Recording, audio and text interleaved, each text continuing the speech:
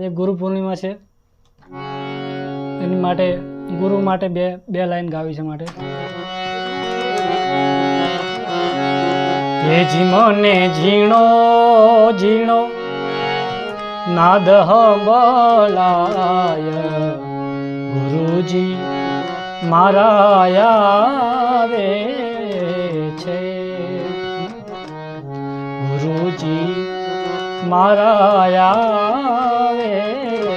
છે, એ જીવની સવારીના સુર સંભળાય ગુરુજી મારા આવે છે, એ જીવને ઝીણો ઝીણો ઝીણો